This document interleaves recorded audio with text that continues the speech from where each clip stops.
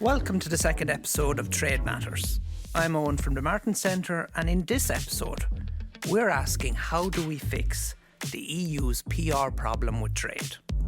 But before we do, let's start with some context. Brussels is actually quite transparent about trade. Documents are published, negotiations are explained, and figures are shared. The information is all there. And yet, when trade becomes part of the public debate outside of Brussels, it often turns into outright mistrust. So the question for today is, what's missing? Is it information, or is it the way the story is told? And if we want a better conversation about trade, who needs to tell that story? I'll speak first to Tom Moylan, Director of Moylan Communications and host of the DG Trade Trade-Off podcast for the European Commission. And Asdis Olafsdottir, Head of Information and Communication at EFTA, which is the European Free Trade Association.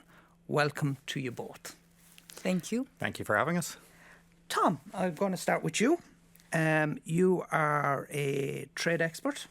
I wouldn't go that far. I am a long-standing trade communicator. A trade communicator. I like that. Which I would say one of my great assets in that context is not really being a trade expert. Right. But it's knowing enough about trade to know the questions to ask. So I suppose my question to you is, trade, it can be quite technical. Mm-hmm. Like up to 10 years ago, it was a very technical process that went on literally out of sight of public opinion. So I'm just wondering, is it even possible for trade as a good news story, to resonate beyond the political bubble? So, good question. I was already preempting how I was going to answer it until you said good news story. And it's is it possible for trade to resonate as a story? Yeah. Yes. But quite often it's not such a good news story. Quite often it becomes a bit of a proxy for people's anxieties or for different kind of criticisms. However, I have seen it resonate. And usually it takes on a few different formats. So I first started working in trade as a speechwriter to the Commissioner for Trade, Commissioner Malmström, under the second Juncker Commission. And in that time, I remember she used to give a lot of speeches going around different countries. And we would put a lot of thought and time into figuring out how we would get those topics she wanted to talk about to resonate.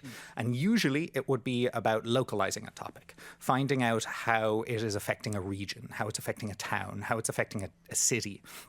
Not just economically in the moment, though yes, that, but also we would talk a little bit about the cultural aspects of trade, how it's contributed to the development of a culture, how it's kind of helped shape different kind of communities across Europe.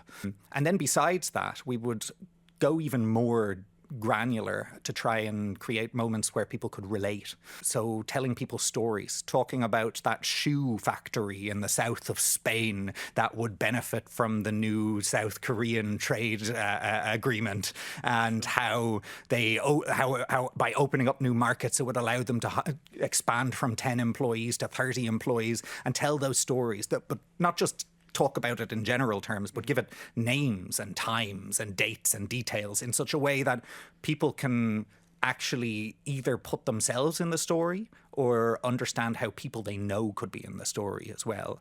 Asdis, you were saying actually, you were telling a story about this just before we came in, no? Yes, exactly. I was telling Tom I stopped for coffee on the way here, as I often do, and I chatted to a stranger, as I often do. And I talked to the guy in front of me, and he was a violinist. And he was asking me what I was about to do this morning, and I told him I was going here on a podcast, and it's called Trade Matters. And I said, you have to listen to it. And he said, does trade matter? And at that moment, he got his coffee cup. And I said, well, last time I checked, Belgium doesn't grow a lot of coffee. So you're just about to benefit from trade, and it's not even 9 a.m. And he said, yeah, actually, you're right. I had never thought about it in those terms. And I think that what Tom was saying now, that is the true challenge that we have. Actually, it's so ingrained in our society. So when people hear trade, they think, oh, super technical, I don't know anything about it. while holding the coffee cup that brings them the exact benefit of a trade agreement.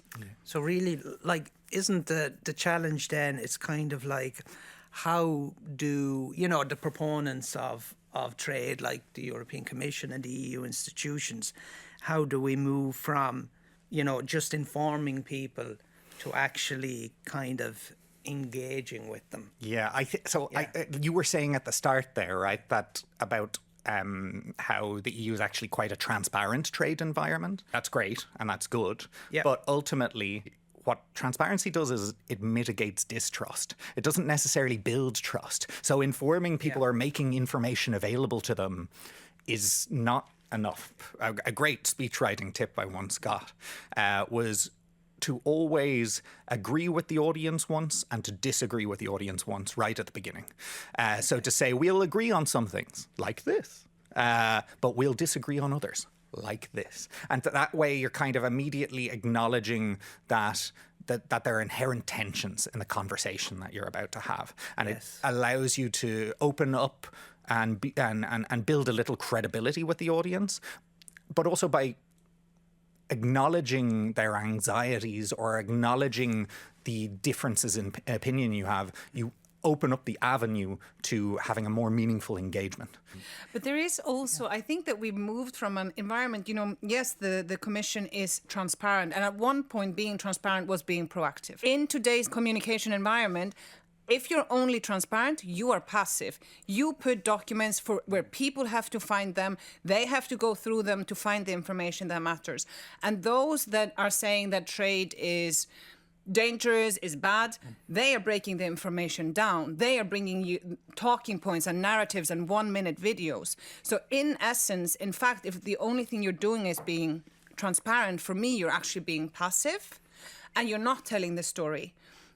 And just to build a little bit on what Tom was saying about, the way that they would frame their speech writing, this is what we have to do, but in a digital scale.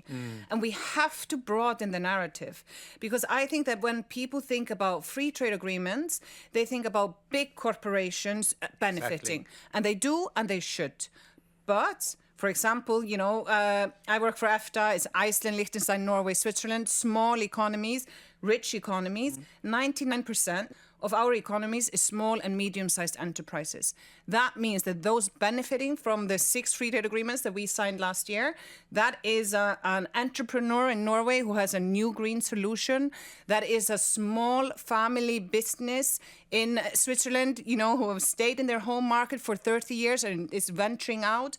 That is a company like Hilti, who have 30,000 staff members across the globe, or 30,000, and Liechtenstein is a country of 40,000.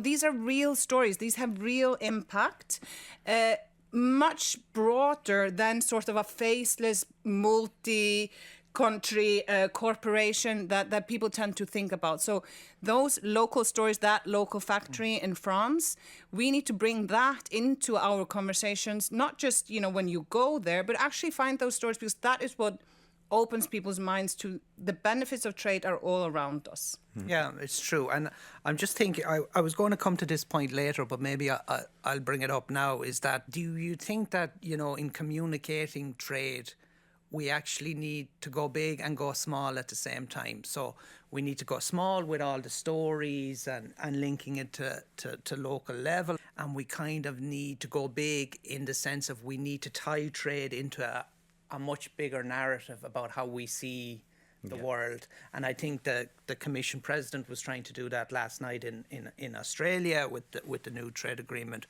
with Australia. So I think it's kind of like trying to place trade as part of, how the EU sees the world.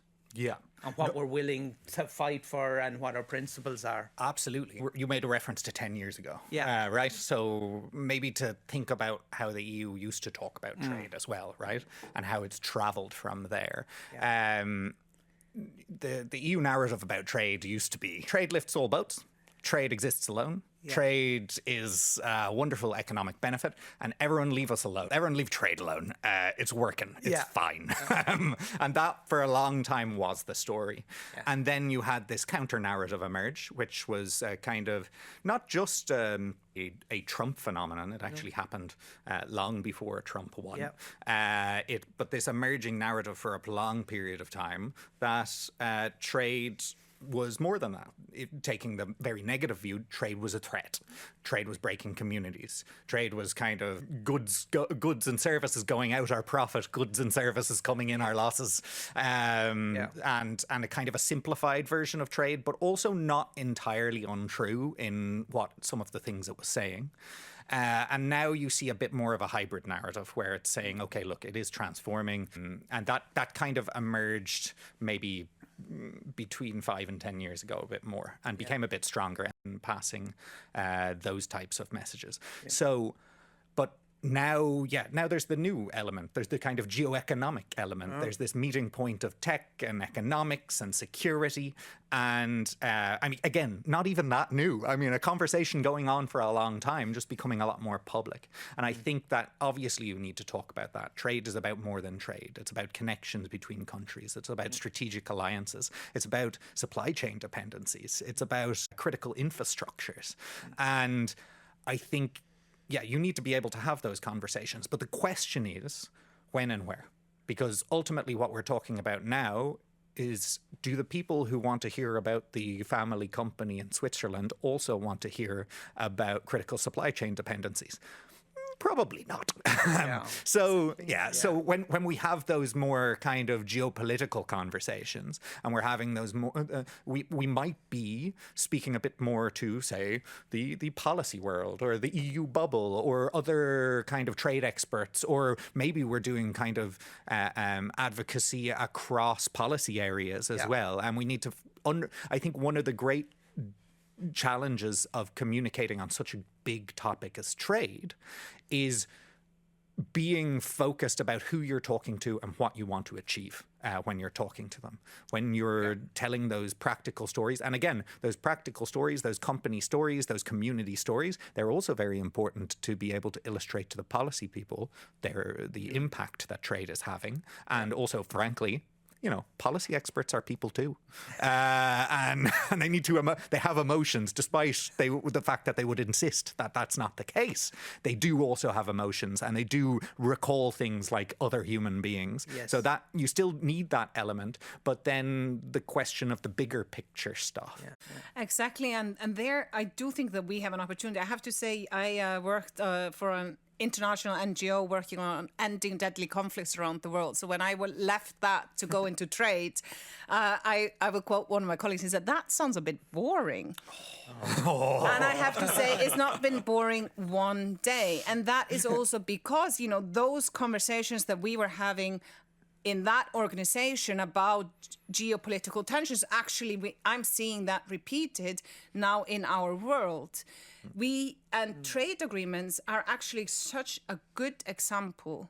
They are painful to negotiate, careful, line by line, decades of work. But what are they? They are the product of an international rules-based order where we end up with win-win solutions. And they give predictability, they give legal certainty, they give our companies better access. In the end, they give us benefits. But they are hard to get to, but we can do it. And that is this narrative that you were talking about as well, Tom, where I think it's actually weaving this entire thing together, this international order, the conversations that we're having about, doesn't matter how we engage with each other. Is it might is right? Or is it actually, we go to the negotiating table, we agree on the rules, this is what we're going to abide by. I will give some, that can be painful, but I will gain some as well. And it's very interesting because, if you look kind of then towards kind of political communication, trade is so big and all consuming that it can be, I think, kind of easily weaponized by those on the extremes. Yeah, I think, honestly, I think we already do say that a bit, no? Yeah. And we already talk about that quite openly. Yeah. And indeed, it's not as if this isn't factored into trade agreements already. This is fundamental part of the negotiation. Yeah. And maybe that's what needs to be communicated. I mean, Yes. you take the example of the recent trade agreement with India, and you look at, it's not your standard completely wide open trade agreement. There are quotas, and like you look at, for example, the automotive industry, or you look at Mercosur and you look at what's actually contained within it about agriculture, and you see that there are safeguards there in place. There are considerations integrated. I would point to another example of a time where a position shifted. So take the example of TTIP. The agreement between the EU and the US, which famously attracted a lot of criticism and did not end up moving forward in large part because of that criticism. That was still around the time where the narrative was trade lifts all boats, everything's fine, wouldn't you just leave it alone? And however, that public backlash and kind of pushback from different organizations became kind of an inspiration moment for the EU to become one of the most transparent trade negotiator in the world. It also was a moment where the EU also changed its approach to trade by putting together by opening it up a little more to opinions, to civil society panels, to expert groups, and that was around the time as well. They started to include particular chapters on social issues, on gender issues, on environmental issues and sustainability issues. All these things began to be integrated into trade. As my old boss, who was a Director General for Communication, used to say, was that communication can't be better than the policy. And sometimes, if the feedback isn't great, you need to have a look at the policy. And at that point, I thought that was a really good example of a period of time where EU trade was transforming in response to PR pressure and in response to a communication challenge, because ultimately you needed substance to communicate. Then these changes took place. You fast forward to CETA, the agreement with Canada. Granted, different partner, different relationship, different tensions. However, around the same time, another broad coalition that opposed CETA came together and began campaigning using, if I may observe, as a political communications nerd, using quite a lot of the same speaking points as from the TTIP era. But the difference was the policy had moved since then. And the way that the trade agreement was being shaped had changed since then as well. And so they just didn't have as much effect. And I think that's an example as well. If you have good policy change and good communication, it does mitigate those risks, and it does, and it can achieve things. Now, whether my family also, I have a cousin who runs a dairy farm in the west of Ireland, I can tell you there's maybe some things that there's some narratives that are harder to shift, right? Yes. However, he's also a big exporter. I won't name him; he'll get annoyed at me. It's not as simple a story, right? As one monolith. But it is also unfair of us, the policymakers and the communicators, to be frustrated with the public of not seeing the full picture when we make it very hard for them to get it. And what is frustrating, I completely agree, the communication can never be better than the policy. But the free trade agreements are changing. We are seeing sustainability chapters, in some of EFTA's recent agreements, we have sustainability chapters. We even have, panels of independent experts, better workers' rights. We're looking specifically at how to integrate SMEs, digital economy. These are very forward-looking agreements, but we communicate generally now in trade. I'm saying we tend to communicate in defense, or we're constantly playing catch up. We start responding to what comes from those that are going to oppose the agreement. We need to build better communication from the outset. We need to explain the provisions that are making these agreements more forward-looking, that are making them better. And we don't have to be shy about it. You know, there's almost this shame that what the role of governments and member states is to basically just put the documents there and people can find them if they want them. But we have to shape the narrative from the beginning. We have to create the story ourselves. That is good use of public money. We have invested 12 years, 15 years, 20 years in negotiating this agreement. Here is why it's good for you. That is the role of a good public policy. You know, we have to tell the story.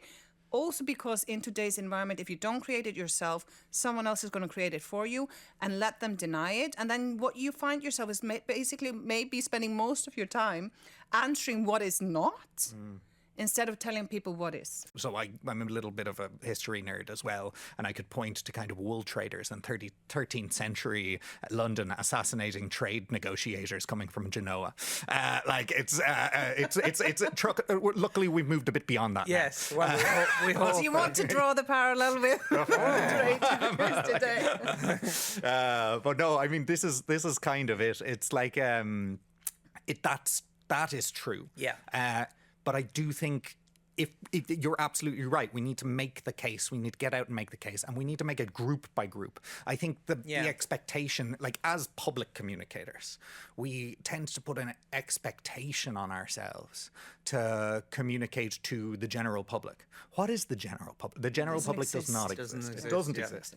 So what we need to do is we need to win that argument group by group, target group by target group. We need to help people organize. We need to equip them with the speaking points and the understanding to organize. We need to be strategic about who we're organizing. We also need to recognize who we're never going to convince and not waste a tremendous amount of time trying to convince them. That said, we are public communicators, so we do have a duty to share that information with everybody, with very broadly, but where we target those resources and how we target those resources, that becomes a question. And I do think that that's also, I mean, shaping the narrative more, not waiting to see what comes at you. You know, one of the things that we've been doing more at EFTA, we signed with Malaysia last year, and we did a video series where we interviewed EFTA businesses that are operating in Malaysia. To get them to say, why does this agreement matter? You know, is it important? And they said, yes, this gives us legal certainty. This gives us predictability. This gives us preferential access. Businesses hear that differently than when it comes from a politician. And actually, it also benefits the politician when the business community, the ones that you've been negotiating the agreement for, they come and say, this agreement matters from us, and you do it from the beginning. You engage them early on. Don't wait 10 years into the agreement. That's also a great moment. That's when you find those small stories. That's when you find the entrepreneur who opened up a coffee shop. But in the beginning, when you're about to sign, there needs to be a broader focus on how many voices can we get. And I think also Tom runs these monthly sessions, normally the first Monday night, and I really recommend them because they're an open conversation, much more than presentations, a conversation between policy communicators in Brussels. And one of the things we were talking about, you know, is we also have to be where the conversation is happening. You know, the Commission is not operating on TikTok, but the farmers' associations are in each country. So it is finding as broad a coalition as you can for your agreement right from the beginning. And then, you know, they are maybe operating on platforms that you cannot. So build your voice, build your support, and do it from the beginning. Be strategic about the communication from the outset. That is going to be key. Yeah, and I think that's huge. Like, it's a really good point. You need to be playing 10, 15-year games. I know it's frustrating, but I mean, that's how you change narratives. Yeah. Unfortunately, it's a long-term investment. That's also our role. That is our role, to make that connection. Yeah. If you want strong European alternatives, you know, just alternatives. Yeah. then we need to have the environment for that. We need to create the moment for them to grow beyond their borders, to be able to be a possibility. Yeah. You know, so that is also for us to make that connection. We can't assume that people will do that automatically. You know, they're just going about their day. But that is a real change in bringing trade to the geopolitical and broader conversation. So it's not just now for trade nerds to find it interesting. It is actually building all of this together. Trade is going to be essential in everything that we're talking about, economic security, but also the shift in geopolitical alliances, the geopolitical picture. And that's what makes it interesting for, you know, people like me and Tom to be in this moment in time, to be communicating about it, because you're actually allowed to go a bit broader. You're allowed to draw a bigger picture than we were able to do a few years ago. Yeah, it's true. I remember when I was still speechwriting in the commission, we used to have a speechwriter's beer occasionally, and we would all get together. And I remember at one point sitting down the end of the bar with a couple of other speechwriters, and it was myself speechwriting for the Commissioner for Trade, and then there was the speechwriter for the Commissioner for Competition, Vestager. And then there was the speechwriter for Michel Barnier, who was at the time managing Brexit. And I remember kind of sitting around and we were talking about something, and then there was a little silence. And then I was like, lads, isn't it good to have a bad guy? A good villain. Not a villain, but you know what I mean. Yeah. Like a foil. Yeah, exactly. Something to kind of to take advantage of. A nice like to contrast your positions with. Like whether it's big tech or it's Brexiteers, or it's or at the time it was Donald Trump, that does help for showing what you stand for. If it's building connections, if it's openness, if it's a kind of a more optimistic outlook that we can all make things a bit better together, and we tell that's a more compelling story. That's an optimistic story. That's a nice story to tell. And then you connect that to the big picture in a world that's fragmenting. We're building connections. Look at the relationship with Australia, a like-minded partner. Who doesn't just share our point of view on trade, but on all sorts of different issues, all sorts of different things. And I think there's a balance as well, though, with trade. And I think one of the inherent tensions in trade, in particular in the EU context, you'll never stop hearing from EU trade experts, is that because trade is a competence of the EU. There is the tendency to hope that trade becomes an instrument of EU foreign policy. And therefore, because our economy is real big, we can throw out our elbows and make people do whatever we want. That's evidently not true either anymore. Whether it was true even to begin with is questionable. But I think that thinking of it as I think the idea that we can inflict our values on people around the world using trade, I don't think that was ever true personally. But what I do think is true is that we can use it to build relationships. We can use it to strengthen connections. We can use it to deepen our connections with the world. You know, I think that for good communication, great communication is often based on very good, reliable data. And for example, one thing that, you know, EFTA, we do an FTA monitor every year where we go through our free trade agreements and we just look at it exactly and transparent, published online, how the agreements are being used. Okay. You can then use that, look at it with your communications team and say, okay, where are there possibilities to do better, and can communication help play a role in these agreements being more utilized? So there the data underpins that, and then good communication is built on top.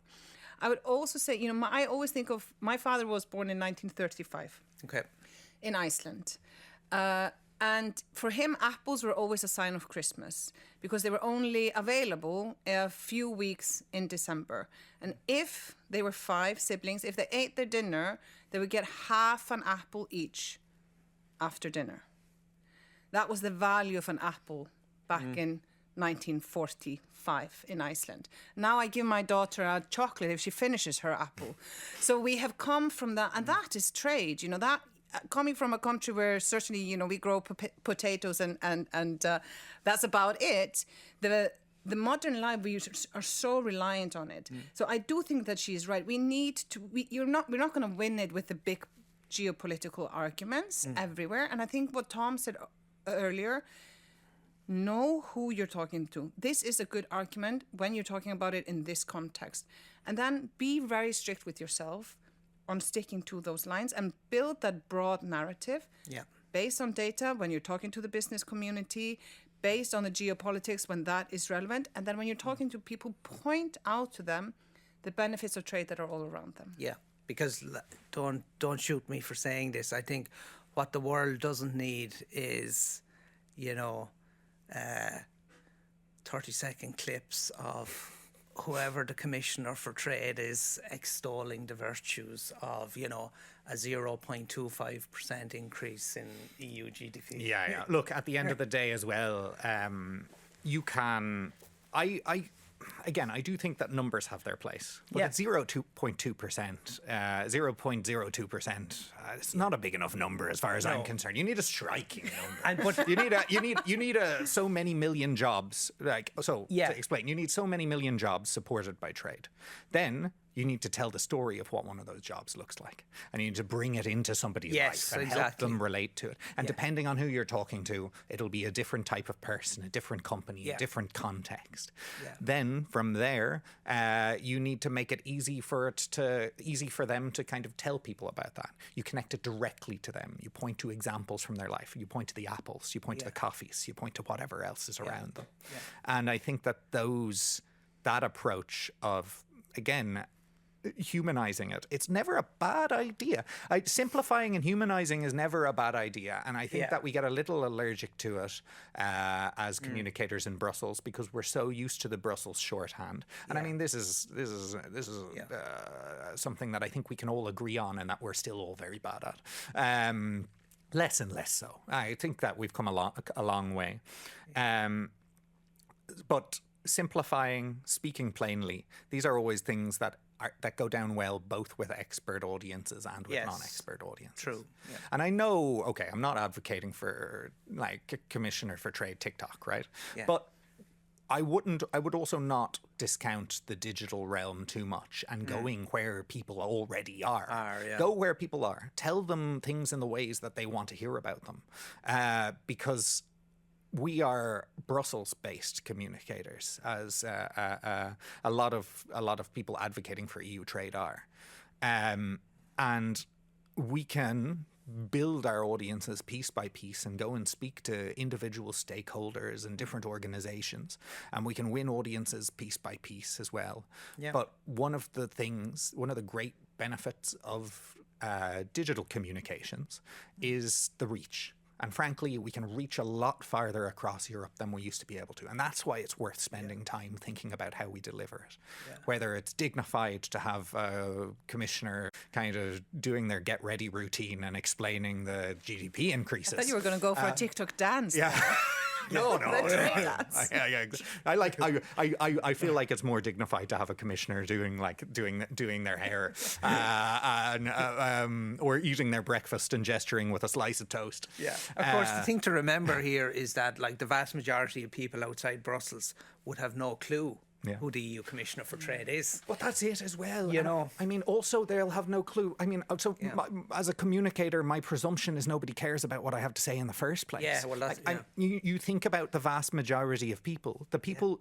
People care about themselves staying alive, their friends and family. Then if they're nice, they probably care a bit about their community. And if they're nice and either engaged in a particular kind of activity or maybe educated in a particular way, they care about their local politics or their national politics. Then if they are truly super nerds who are educated in a really specific way, they care about international politics or European politics. And like from there, you look at all of those barriers that you need to kind of get through to get somebody to pay attention to a topic like trade. Yeah. And you realize the impetus is on us as communicators to go down that ladder, because if they are not, if they haven't followed one of those paths, or if they haven't, or if they're not engaged in one of those very specific ways, we're simply not going to reach them. And maybe we shouldn't even talk about it as trade. I mean, we are making a mistake there. You know, access to medicine matters. Access to food matters. Yeah. That is what we're talking about. We allow ourselves, it's a bit lazy, in fact, to talk about trade in terms of communication, because that shuts people off. But when you go down to the specifics, what am I actually meaning here? Then people do care. It does make a lot of difference to that smallest bubble that Tom just talked about. My life, my family, my friends, we benefit from this. We've looked at the communication side of trade already, but now let's turn to the political reality, because that's where those ideas and conversations will actually be tested in the realm of public opinion. And ultimately, it's where decisions will have to be made. Okay, so let's look at what it takes to defend trade in practice. For this part of the discussion, I'm delighted to be joined by Jerry Zagoritis, founder and chief strategist at Campaign Lab, and a veteran of many national and European political campaigns. Thank you for having me. And Antonio Lopez-Isturiz White MEP, a member of the European Parliament's Foreign Affairs Committee, and I would say a leading voice on the EU's relationship with the Americas. Thank you, yes. Welcome to you both. Okay, Jerry, maybe let's start with you and your expertise in political campaigns. From a campaign perspective, if you had to give a piece of advice on how Europe communicates trade, what would it be? Well, first of all, I think we would have to talk about voters, because the first thing we need to do is to understand people who we communicate to. And I think to a large extent we are actually misunderstanding them, because we, to a great extent, still analyze voters through their ideology. And yet today they are driven much more by their emotion. And some of them are anxious, some of them are fearful. A smaller group still trusts institutions, but then there is a big middle group, part of the middle class, that just wants things to work and be done and be good. Yep. And the problem here is, I think, that trade is still being explained to a large extent by the institutions and policymakers to the last group, which they're calm, they're rational, and they're already persuaded. So we're speaking to the converted in a way. But politically, trade is judged by the other two groups. And when anxious voters hear trade, they hear risk. And when fearful voters hear trade, they hear loss of control to a good extent. And then there is a disconnect there, because the facts may be right, but then the emotional landing is largely wrong. Now, to get to your question, my advice would be very simple, and that would be to stop treating trade as a policy that has to be explained, and start treating it as a campaign to be won. Because in Brussels, and I've been in Brussels for 15, 16 years now, so I can say we are world-class at producing information. You know, documents, impact assessments, reports. We have it all. But in politics, you don't win arguments with information, you win them with persuasion. And right now, trade communication is not losing because it lacks the facts, but it's losing because it's speaking to a great extent, again, the wrong audience in the wrong way. I don't know if you've ever heard of the Overton window. No. It's essentially what people are actually ready to accept. So it's a window of where policy can be. Yeah. And 20 years ago, trade sat in a consensus around efficiency and around growth. And today, that consensus has shifted to a great extent, because people care about security, they care about control, fairness, they feel anxious. And yet, I have the feeling that in Brussels, many are arguing still like it's the beginning of the 2000s. And so, for example, when you lead with GDP gains, if you're communicating trade, while people are asking, one, who protects me? Two, who protects my job? Three, who protects my community? Then you're not actually persuading anyone. It's like you're talking to an empty room. It's like talking to yourself. Yeah. Yeah, that's very interesting, because I think we've seen that kind of develop over the last decade.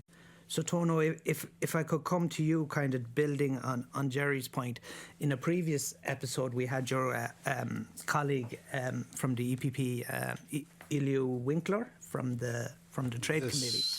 Yes. And I think good friend. Yeah, I think he was very honest, and he said it's very hard to get re-elected if you do the right thing. And I was just wondering, is that a huge problem on the ground? Because it's one thing in Brussels to say, oh yeah, we support free trade, but it's quite another thing when you go back to Pamplona or Seville or Madrid or wherever, and maybe you're faced with, a different kind of constituency. No, I've been, as an active politician, I've been addressing this communication problem that we have for a long time now, with several trade deals. Last but not least was the Mercosur deal, Yeah. which brought some attention in certain European countries for the wrong reasons. Yeah. And because of emotions, as Jerry stated, that unfortunately are before the results and the prosperity that these trade agreements can bring to people. What is the problem with this prosperity? That doesn't come tomorrow morning. It takes time. And today, unfortunately, people in societies, not only in Europe, not only in Spain or Greece or Ireland, but also in the United States, in Kazakhstan, they all expect a solution tomorrow morning. Yeah. No? No one looks into the future. And these trade agreements that are very hard to negotiate, very tough, there's a big interest running from either side that are negotiating these trades, generates, as it has to be, certain tensions in the negotiation. Negotiations are never easy, especially when millions of euros, dollars, whatever, are at stake. It's a very strategical move. And today, nowadays, in politics, in everything, strategy, business world, in societies, strategy is not very used nowadays. Yeah. I'm a strategical politician, more than a tactical one. Thing is that these trade agreements should be communicated by politicians. Yes. Is there leadership enough in the political class today in the world, Europe and our countries, enough to address this? Question mark. It takes leadership, especially when you are in government and you have to take tough decisions. You cannot be loved by everybody, but you know that you're doing it for the good of your country and, in this case, of the European Union. And second, what is the private sector in Good this? question, yeah. I have not heard during the Mexico deal, during the Mercosur deal, during some deals that I have been in my life, I have never heard the private sector, which will benefit from all this, said a nice word or doing publicity about this. They're just waiting there for the profits to come. Excuse me? I'm not saying this only in this podcast. I am addressing several meetings with always finance people, business people, that I praise, but they have to take their part of responsibility. Maybe they are even more credible than me as a politician. They should do their part also. I couldn't agree more with Antonio here. And that is because, and I think an explanation to this is, the many people who benefit from the trade deals, the entrepreneur, the business people, they are busy taking care of their business and making money and not taking the time to communicate how much better off they're doing. And then they leave it up to the organized minorities, to the people that are losing. And of course, some people are always losing in a trade deal. We cannot say that everything is perfect. Some people always have to lose for some others to win. And so you have this discrepancy where the organized minorities go out and protest and are being heard and are getting organized because they have a lot to lose. And then the majorities that win from the trade deals, nowhere to be seen. Yeah, and it's also just because of how it's structured. I think trade is a very easy target for national politicians because they can say, oh, it was signed in Brussels, we don't agree. And I think we've seen that, as you said, been mobilised then at a national level. But for listeners to understand, this happens also in the United States, huh? Yeah. Whenever Washington closes a deal with a third country, you have North Dakota that I'm sure will not agree with Washington, okay? Yeah. This is our constructions, and you have to take everyone's opinion. Yeah. And not everybody agrees, they have the same interests in the agreements. Maybe Mercosur is more interesting for Spain, for Germany, but not maybe, for Slovenia. I don't know, I'm just guessing, okay? Yeah. And I mean, that was happening in Australia yesterday as well. You see, we're winning a lot with in the farming sector, for instance. But Australian farmers are protesting. They're not happy with it. Yeah. So Exactly. We could give them some extra lessons on how to deal with this. But I was just wondering, because actually, Jerry, now that you brought up Australia, I think that's a very good example. Do you think that in a strange sort of way, everything that's happened, say, over the last 6 or 7 years, all the geopolitical uncertainty, Ukraine, the second Trump administration, etc., that has actually, that in the long run, as you said, Tona, kind of strategically, will benefit the European trade agenda, because now trade just isn't this technical exercise that Commission officials did and everybody was expected to agree with it. Now it's trade and economic security, it's trade and defence, it's trade and getting access to raw materials like we saw in the Australian agreement. So do you think that this will actually be good for Europe's long-term strategy and maybe kind of change the minds of a lot of people who might have been unsure about trade, a lot of voters who might have been a bit uncertain? Look, Europe nowadays, are we military power? No. Like China, like the United States. But we are the second or third largest economy in the world. The euro is the second coin in the world.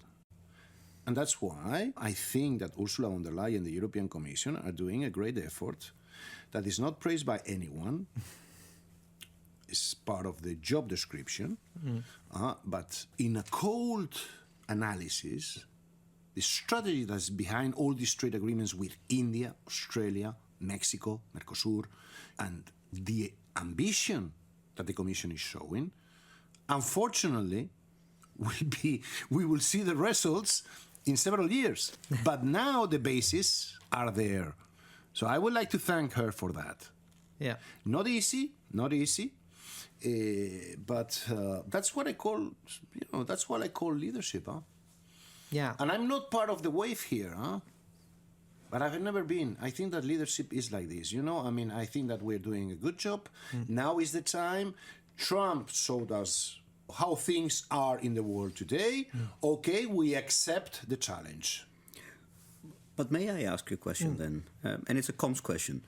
Then, and I agree with you absolutely. It's a great job. It's a very important job, and we have to praise this great job that the Commission President has been doing. But then, why do we go out and say we did this, and this will create X% growth, and don't we say to the people, well, this deal will help us stay secure and in control in a very unstable world? And this is how it's going to do it. Yeah, okay. Yeah. I think that's a good... Yeah, it should be added to the defence. Do you think the EU institutions and those in Brussels have really kind of... do you think they're on the right path when it comes to communicating about trade? Do you think they fully understand what's driving those kind of anxious voters you mentioned at the start? No, I don't think so. I agree. I don't think so. I mean, there needs to be a shift. Yeah. There needs to be a serious shift. Yeah. Let's take European competitiveness, okay? Yeah. It means nothing to nobody. Okay, it means nothing to nobody outside of Brussels. And Antonio said it very, very correctly earlier, very, very nicely. You need to tie that story to the people that are actually benefiting from it, and they need to be part of that debate as well. Always also remember that people do not oppose Europe by default, and they do not oppose trade agreements by default. They just reject what feels invisible and distant to them. Yeah. So honesty, radical honesty, and localization. Localization, yeah. In politics, empty spaces are always occupied by someone. Yeah. There is an empty space in the marketing policy of the European Union. Yeah. Even about itself. Yeah. Let me tell you the experience, whenever you go to a little town in Europe that has had the benefit of a fund from the European Union, help in constructing the little bridge or the new train station, you always find, that has been paid by the Europeans, you always find this in a very little, how to say it? Little plaque. Little plaque. Yeah. Is financed by the European Union. While the mayor of the city is proclaiming that thanks to him, and to his party and to the national government, if it's of the same ideology, proclaiming that this is a victory for them, no one knows that this is the European Union financing and the real, not owner, but producing this reality, no? That alleviates people's lives. We have a marketing problem. I think that the plaque should be larger. Yeah. I think that people should see that all these incredible changes that have been operated in many European countries, to start with Spain, I have to tell you, but people are not aware that all this was thanks to the European Union. I think we can say from our discussions today that we agree that trade does have a PR problem. But I think what's also clear is that it's not unfixable. The Commission publishing more documents won't solve it, more transparency won't solve it on its own. What's needed is something a lot more fundamental. What we really need to do is move past the sound bites and back into the real world. Because if something doesn't change in how we communicate about trade, the gap between what the EU is trying to achieve and what the public will actually accept will just keep widening. And this time, we really won't have anybody else to blame except ourselves. Next time, we move from communication to consequence. When farmers block roads across Europe, something much deeper is happening than just a PR failure. Episode 3 will ask who really wins and who really loses when trade deals get signed. See you next time on Trade Matters.